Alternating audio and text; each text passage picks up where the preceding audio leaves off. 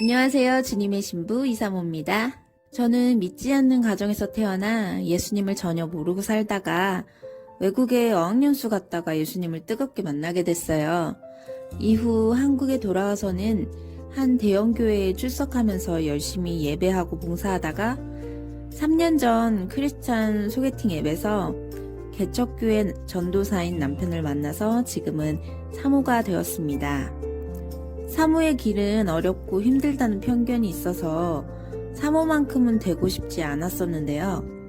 모세가 그랬듯 보낼 만한 자를 보내소서 했던 저의 고집 때문인지 저는 배우자 기도를 27살부터 본격적으로 했었는데 딱 10년이 지난 37살에 결혼했습니다. 10년이라는 세월이 길다면 길지만 돌아보면 하나님만 바라보고 사랑하는 삶을 배우는 광야의 시간이라 행복하고 소중했습니다. 광야. 척박하고 덥고 위험하고 광야에서는 살기가 정말 힘들죠. 근데 하나님이 함께 하시는 광야는 구름 기둥과 불 기둥도 있고 만나도 주시고 괜찮아요. 아마 가나안 땅에 들어가면 다시 광야 시절을 그리워할 수도 있어요. 진짜예요. 암튼 저는 본의 아니게 배우자 기도를 10년이나 하게 됐는데 돌아보면 하나님의 특별한 뜻이 있었던 것 같아요. 그리고 오해는 금지. 10년간 고집 부리다가 하나님께서 제 코를 깨서 억지로 사모를 시켰다는 뜻도 아니고 싫은 사람과 억지로 결혼을 했다는 뜻도 아니랍니다.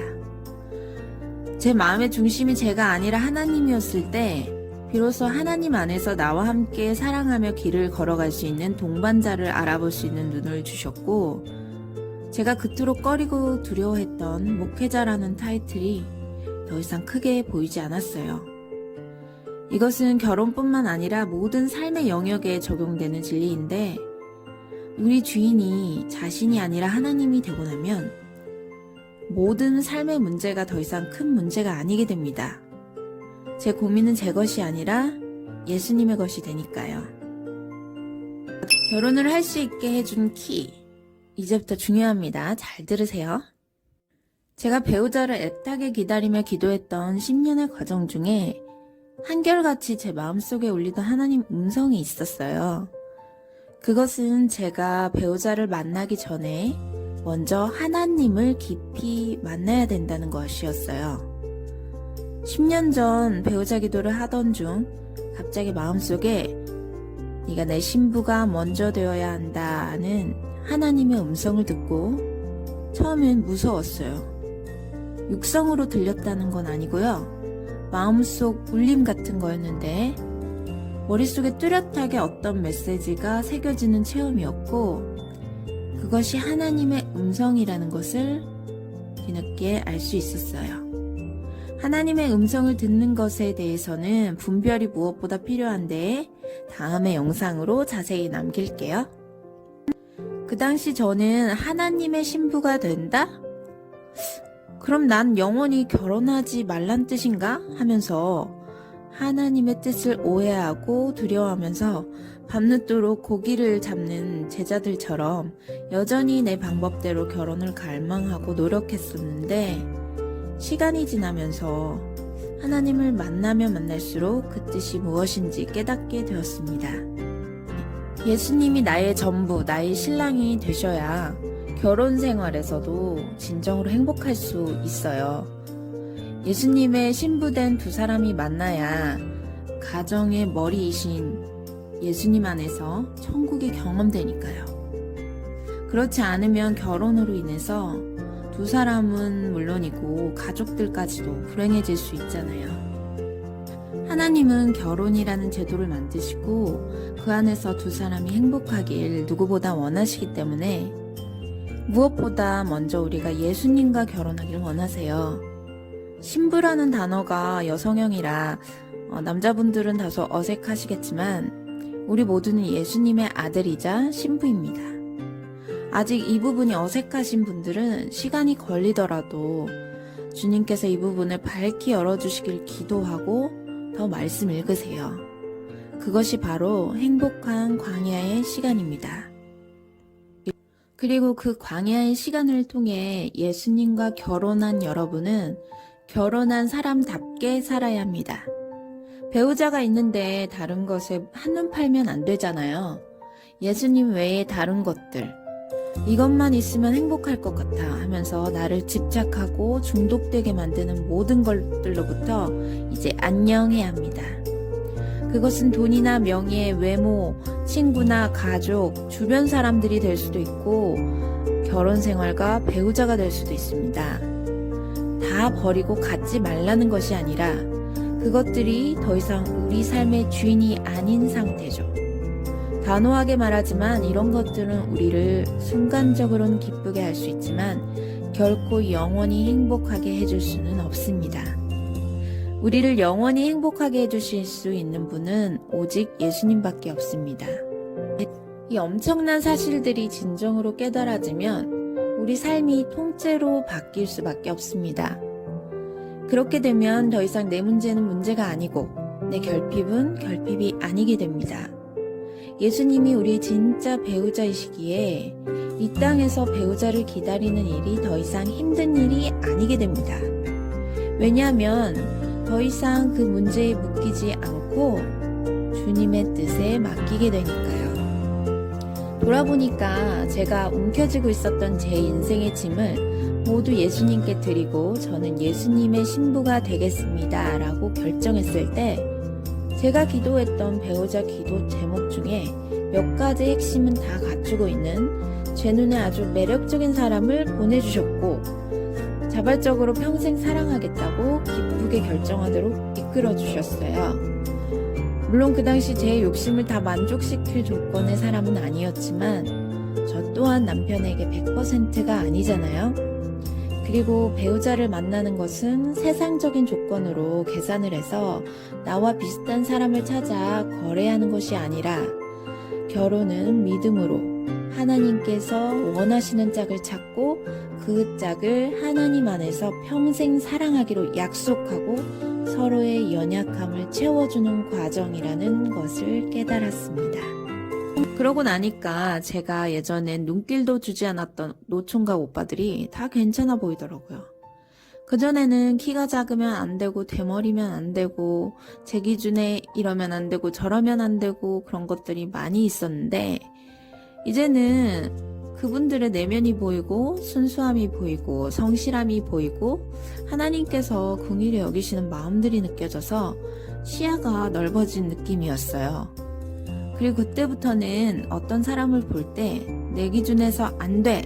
라는 마음보다 하나님이 나에게 주기를 원하시는 짝이 이 사람일까? 라고 진지하고 겸손하게 기도하게 됐어요. 이제 제가 할 일은 어떤 루트를 통해서든 만나게 해주시는 분들 중에 하나님이 주시는 짝이라고 확신만 주시면 바로 순종하겠다는 자세가 됐어요. 그때 마침 크리스찬 소개팅 앱을 통해서 남편이 저에게 만나자는 쪽지를 보냈고 저는 사모가 싫어서 거절하려고 할 때 하나님께서 제게 이렇게 말씀하셨어요. 너 다 내려놓은 것 맞니? 그래서 그럼 딱 한 번만 만나겠습니다 하고 나갔는데 이렇게 결혼까지 하게 됐네요.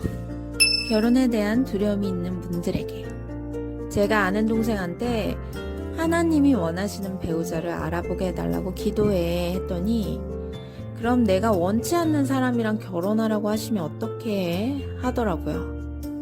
저도 결혼 전에는 그런 막연한 불신과 두려움이 있었는데 안심하세요.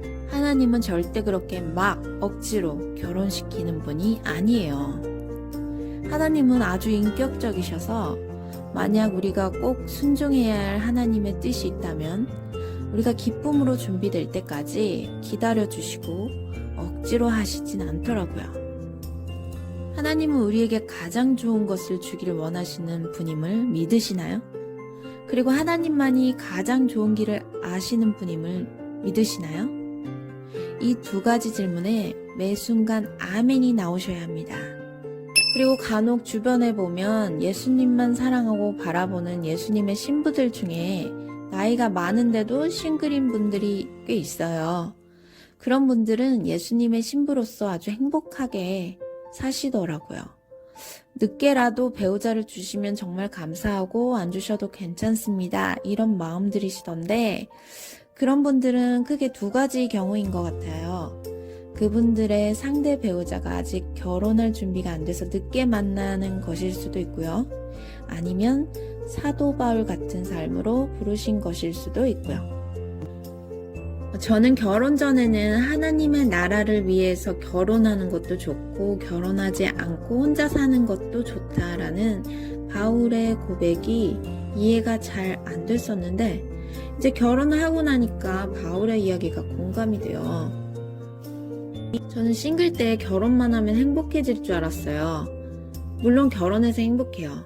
정서적으로 안정감도 있고 남편과 한마음으로 가정 예배 드릴 때 정말 행복하고 무엇보다 새 생명을 낳아 기르는 것은 엄청난 감동이에요.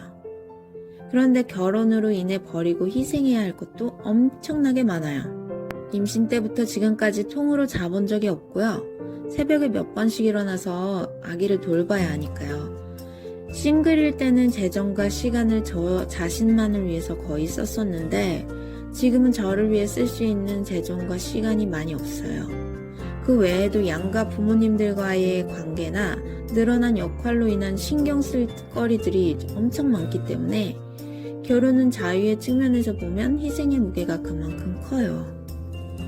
그리고 이 마지막 때에 깨어서 주님의 나라를 위해 기도하며 사는 것도 참 의미 있다고 생각해요.